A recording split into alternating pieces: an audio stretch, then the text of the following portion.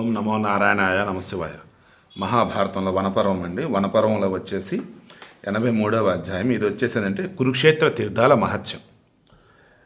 ఇక పులస్సుడు ఇలా చెప్తున్నాడు, అతడి నుండి ఋషులచే కీర్తింపబడే కురుక్షేత్రానికి వెళ్ళాలి. ఆ క్షేత్ర దర్శనం మాత్రం చేతనే పాపాలన్నీ పటాపంచలవుతాయి. కురుక్షేత్రానికి వెళ్ళి అక్కడ నివసిస్తాను అని సదా పలికితేనే చాలు పాపాలు తొలగిపోతాయి. గాలికి ఎగిరి అక్కడి ధూళి శరీరం పెడితే దుష్టుడైన ఉత్తమ గతిని పొందుతాడు. దక్షిణాన సరస్వతి, ఉత్తరాన దృషధ్వతి నది గల కురుక్షేత్రంలో నివసించేవాడు స్వర్గంలో నివసించినట్లే.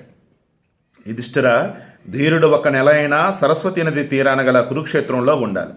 బ్రహ్మ, ఋషులు, గంధర్వులు, సిద్ధులు, చారణులు మొదలగు వారందరూ కూడా ఈ బ్రహ్మక్షేత్రానికి వెళతారు.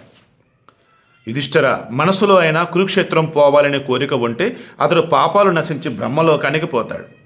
శ్రద్ధతో కురుక్షేత్ర యాత్ర చేస్తే రాజసూయ యాగం, అశ్వమేధ యాగం ఆ ఫలం లభిస్తుంది. ద్వారపాలకుడుగా అక్కడ ఉన్న మచక్రుడనే యక్షునికి నమస్కరిస్తే 1000 గోవుల దాన ఫలం దక్కుతుంది. ఆ పైన విష్ణు నివాసమైన సతత క్షేత్రానికి పోవాలి. అక్కడ ఎల్లప్పుడూ హరి నివసిస్తాడు. సతత క్షేత్రంలో స్నానం చేసి త్రిలోక భావనుడైన విష్ణునికి నమస్కరిస్తే అశ్వమేధ ఫలాన్ని, చివరకు విష్ణులోకాన్ని పొందుతాడు. అక్కడి నుంచి త్రిలోక ప్రసిద్ధి పొందినటువంటి పార్లేప్పవ తీర్థాన్ని దర్శిస్తే అగ్ని రాత్ర ఫలం పొందుతాడు. పృథ్వీ తీరానికి చేరితే 1000 గోవుల దానఫలం లభిస్తుంది. తీర్థ సేవనాభిలాష కలవాడు ఆ ప్రదేశం నుంచి శాలుకుని తీర్థానికి పోయి దశాశ్వమేధ తీర్థాన స్నానం చేస్తే దశాశ్వమేధ ఫలాన్ని గ్రహిస్తాడు. నాగుల తీర్థం వెళ్ళి సర్పదేవిని సేవిస్తే అగ్నిష్టోమ ఫలాన్ని, సర్పలోకాన్ని పొంది సుఖిస్తాడు.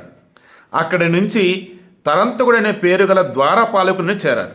అక్కడ ఒక రాత్రి ఉంటే సహస్ర గోదాన ఫలాన్ని అందుకుంటాడు. జితేంద్రియుడై నీతాహారంతో పంచనద తీర్థానికి పోయి కోటి తీర్థాల్లో మునిగి అశ్వమేధ ఫలాన్ని పొందుతాడు. అశ్వినీ దేవతల తీర్థానికి చేరితే రూపవంతుడవుతాడు. అటుపైన పూర్వం వరాహ రూపంలో విష్ణువు ఉన్న వరాహ తీర్థానికి పోయి స్నానం ఆచరిస్తే అగ్నిష్టోమ ఫలం పొంది సుఖిస్తాడు. పిమ్మట జయంతులోని సోమతీర్థానికి చేరుకోవాలి. అక్కడ స్నానం చేస్తే రాజసూయ యాగం చేసిన ఫలం అందుకుంటాడు. ఏకహంస తీర్థంలో మునిగితే 1000 గోవుల దాన ఫలం పొందుతాడు. కృతశౌచ తీర్థంలో మునిగిన యాత్రికుడు పుండరీక యాగ ఫలం దక్కి పరిశుద్ధుడవుతాడు. అక్కడి నుంచి స్థానురూపశివ నివాసమైనటువంటి ముంజవడ తీర్థాన ఒక రాత్రి నివాసం ఉంటే గణపతి స్థానాన్ని చేరుకుంటాడు. ఆ స్థానంలో యక్షిణి అనే ప్రసిద్ధ క్షేత్రం ఉంది. అక్కడికి చేరి స్నానం చేస్తే కోరికలన్నీ తీరుతాయి. సో ఈరోజు ఇక్కడ ఆపుదాము. రేపు రిమైనింగ్ డిస్కస్ చేద్దాం.